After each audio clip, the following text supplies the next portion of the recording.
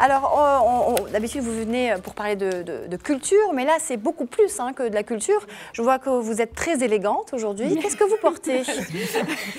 Ça m'intéresse. Je porte de la haute couture et je peux vous assurer qu'on se sent différent. Franchement, on se sent différent. Et c'est une création de Salima Abdelwahab qui est reçoit, oui, voilà, justement avec Salima. Oui. On aurait aimé nous aussi avoir de jolies tenues comme ça. Très joli. Bah, écoutez, elle a été généreuse quand je suis partie la voir hier. Je ne mens pas. Hein. Je suis allée la voir hier dans son atelier. Et je lui ai dit qu'on était des filles sur plateau. Elle m'a dit j'aurais aimé habiller excellente toutes les filles. Oui. Et qu'est-ce qui s'est passé? On n'a jamais servi que par soi-même. D'accord. On retient. Merci Ilham Belada. Au revoir. Salima Abdelwahab, vous êtes styliste, créatrice donc à Tanger. Hein, ça fait des années que vous exercez dans la ville du Détroit. Alors vous revenez tout juste de Cape Town, en Afrique du Sud. Vous avez assisté à l'African Fashion International Week. Vous étiez la seule représentante du Maghreb et du monde arabe. Dites-nous un petit peu comment s'est passée cette fête de la mode africaine. Avec beaucoup de... Je me suis bien sentie concernée dans ce voyage-là, dans cette invitation, parce que vraiment, je me sens fière de représenter le nord de l'Afrique d'un cap le plus haut de l'Afrique jusqu'au cap le plus bas. Oui, c'était deux extrêmes. Deux extrêmes, et j'ai vraiment senti pouvoir proposer sincèrement un voyage à travers toute l'Afrique. Avec mes vêtements, donc je me suis sentie très fière. D'accord. Alors, justement, on est en train de voir les images de votre collection qui est magnifique, donc justement qui racontent... Alors ça, c'est des images de Cape Town? Effectivement, oui. D'accord. On a pu les avoir et elles sont magnifiques en tous les cas. La collection est assez captivante. Et moi, justement, quand on regarde, il y a une telle richesse, une telle diversité, que ce soit de la matière, des étoffes, on peut trouver du coquillage, il y a du bambou. Parlez-nous justement de cette diversité et comment on arrive à créer avec autant de diversité des créations pareilles. Parce que je trouve que j'avais envie de redonner à l'Afrique ce qui lui appartient. L'Afrique est très forte et je me sens aussi africaine. Et je trouve que le mélange et le mixage de différentes matières, soit brutes, soit des matières naturelles, soit essayer de vraiment, dans ce voyage, de me surprendre moi-même, de pouvoir donner la force à la représentation traditionnelle, on va dire, évolutive aussi de la mode africaine, sans oublier les racines, sans oublier qu'on vient d'une base très riche, ethnique. Et donc, dans mon imagination, ça a été ça, c'est essayer de toucher un petit peu toutes les matières qui peuvent correspondre à l'Afrique. Et oui, parce que l'Afrique, c'est aussi justement la nature, le contact direct avec cette nature, cette terre africaine. Bien sûr, donc j'ai exagéré un petit peu dans cet événement pour pouvoir montrer tout ce que je savais faire avec des différentes matières et représenter la femme et l'homme, la nouvelle génération de l'Afrique. Alors justement, quand vous parlez de cette diversité culturelle, cette richesse culturelle, je suis vraiment très tentée de vous poser cette question. Vous êtes tangéroise, vous-même vous avez plusieurs origines. Ouais. Justement, est-ce que Tanger nourrit chez vous justement cette diversité, parce que Tanger avec sa diversité culturelle?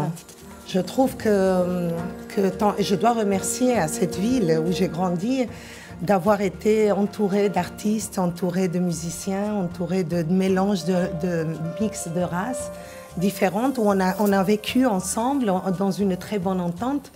Je trouve que Tanger, ça a été un exemple qui a répercuté très fort dans ma manière de créer, c'est sûr.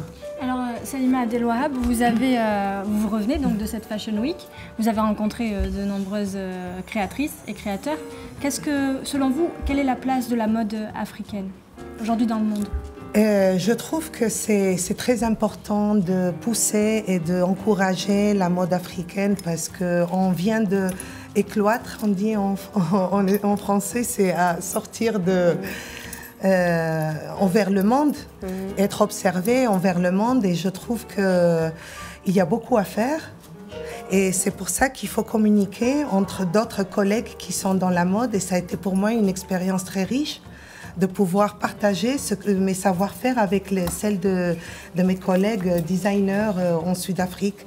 Ça m'a vraiment, j'ai été assez étonnée et surprise. Mais c'est un fil rouge hein, chez vous, cette source d'inspiration africaine. Depuis toujours, vous travaillez sur... Depuis toujours, oui. Voilà, j'ai eu cette passion pour les ethnies en général. Les ethnies, exactement. Parce que mon idéal, c'est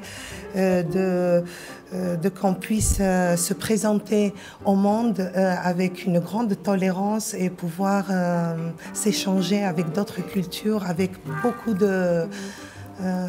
d'élégance et de paix. Et en préservant son identité aussi. Et trouver chacun son identité, parce que c'est ça, je n'aime pas laisser les gens une seule manière de se comporter, sinon le vêtement il permet qu'on puisse se développer. Moi je suis curieuse, alors tout à l'heure il y a vraiment quelque chose d'assez surprenant et de plutôt joli sur la table. Donc, concrètement, qu'est-ce que c'est?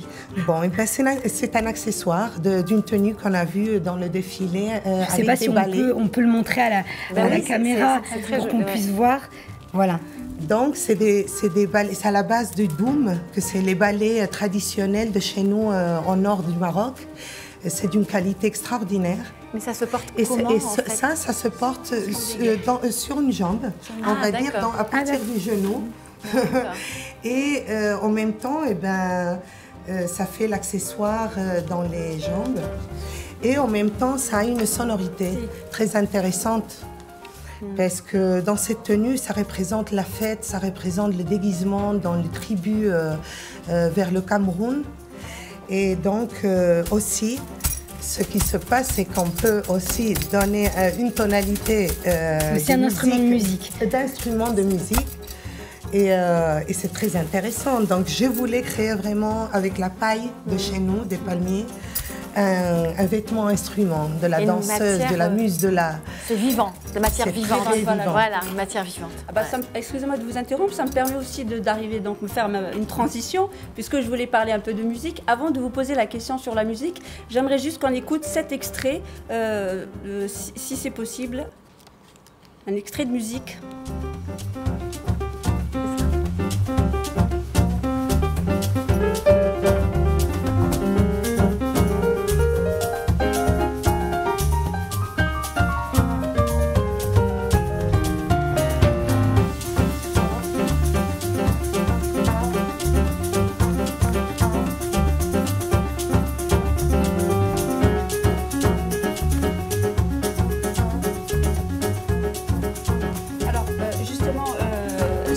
Ce morceau, cette musique, c'est celle de Steve Sheehan, qui est un compositeur américain. Enfin, je trouvais qu'il était aussi franco-américain. Et je voudrais surtout vous remercier parce que vraiment, c'était une très très belle découverte. Vous m'en parliez hier. Merci. Et merci aussi de permettre de le partager avec les téléspectateurs de Médiane TV. Donc, Steve Sheehan est un compositeur avec qui vous travaillez depuis longtemps. Parlez-nous justement de ce partenariat musical avec ce monsieur.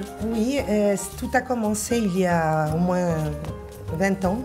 Où je cherchais comme une musique qui correspondait à mes vêtements. Travail.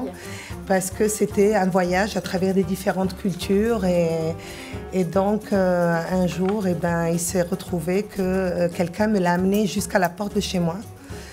J'étais déjà en admiration et curiosité par ce voyageur anthropologique qui voyageait partout et qui créait de la musique à partir des instruments naturels avec des tribus.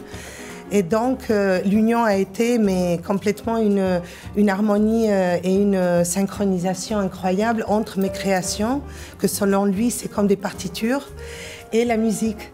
Donc, à partir de là, quand il a connu mon travail, il m'a déjà été généreux de me laisser utiliser ces musiques dans toutes mes créations, dans tous mes défilés.